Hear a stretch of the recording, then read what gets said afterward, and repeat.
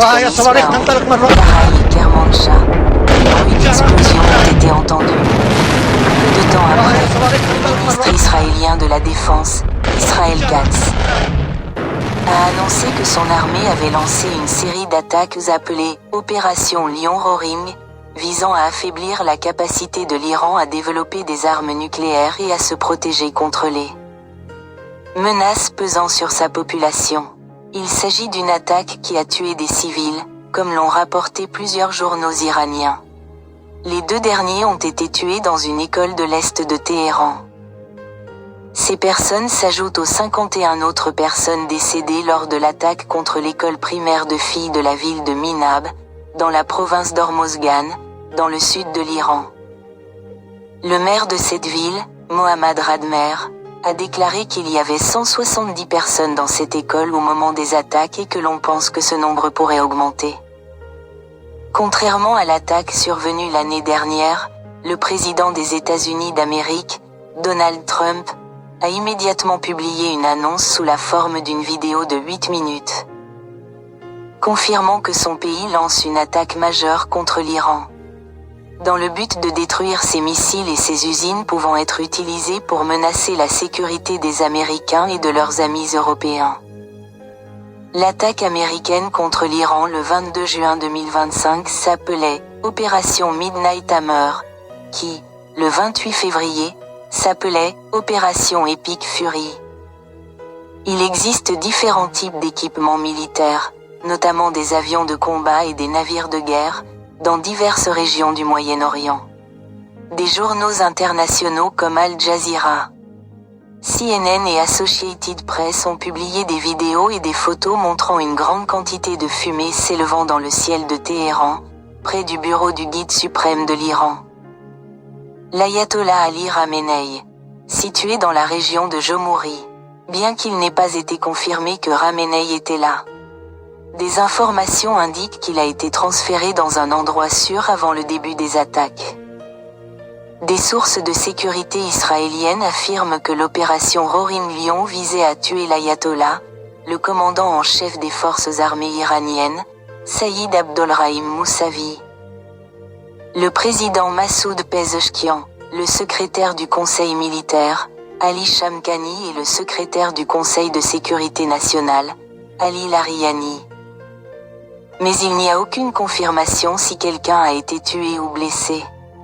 Des alarmes ont été entendues jusqu'à Tel Aviv, alors que l'Iran, par l'intermédiaire des forces spéciales du CGRI, a commencé à répondre avec des missiles et des drones.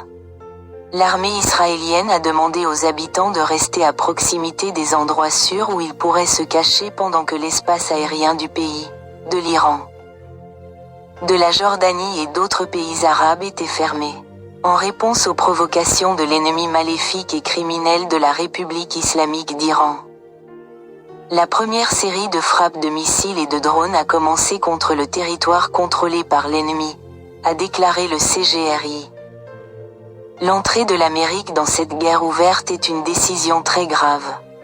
Selon CNN, cela s'est produit après que les pourparlers visant à mettre fin à la production d'armes nucléaires, qui se déroule à Genève, en Suisse depuis début février 2026, n'aient pas donné de résultat. Les États-Unis accusent l'Iran de continuer à traiter de grandes quantités d'uranium qui l'aiderait à fabriquer des armes nucléaires. Le président Trump a déclaré que ce régime, iranien, ne pouvait pas être autorisé à acquérir des armes nucléaires. Les États-Unis affirment que les informations reçues par les agences de renseignement confirment que l'Iran était prêt à attaquer les bases militaires américaines dans le golfe Persique. Éventuellement l'USS Gerald R. Ford. Cette guerre n'est pas seulement entre l'Iran et Israël car les nouvelles viennent de Bahreïn, là où les États-Unis disposent d'une force navale appelée 5e flotte. Des missiles iraniens ont été déployés aux Émirats arabes unis, et au Qatar, même si le bruit des bombes a été entendu. Il est possible qu'il s'agisse de missiles iraniens qui ont été tirés sur les bases américaines. Le ministère de la Défense des Émirats arabes unis a annoncé avoir intercepté des missiles tirés sur le pays depuis l'Iran, tuant un civil. Il a souligné qu'il s'agit d'une provocation ouverte, qui ignore le droit international, et qu'elle a le droit de se défendre. Il a déclaré: le ministère souligne que ces attaques constituent une violation flagrante de la souveraineté nationale et du droit international, et que ce pays a parfaitement le droit de répondre et de prendre toutes les mesures nécessaires pour protéger ses terres, sa population et ses habitants, afin de préserver sa souveraineté, sa sécurité, sa stabilité et de protéger ses intérêts et ses capacités.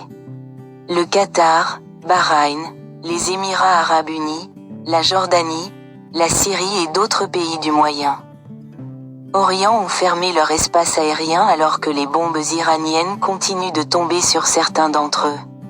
En conséquence, les vols de Rwandair à destination et en provenance de Doha et de Dubaï ont été suspendus. Les analystes interrogés par Al Jazeera ont déclaré que le conflit pourrait mettre un terme au commerce du pétrole dans le golfe d'Ormuz, ce qui entraînerait une chute des prix du pétrole dans le monde entier dans les prochaines heures. Ormuz se situe entre l'Iran et Oman. Chaque jour, entre 16 et 21 millions de barils de pétrole sont transportés à travers le monde, soit l'équivalent de 20% du transport mondial. Les pays de l'OPEP, parmi lesquels l'Iran, l'Arabie Saoudite, les Émirats arabes unis, le Koweït et l'Iran, sont les principaux utilisateurs de cette route, exportant des produits pétroliers principalement vers l'Asie.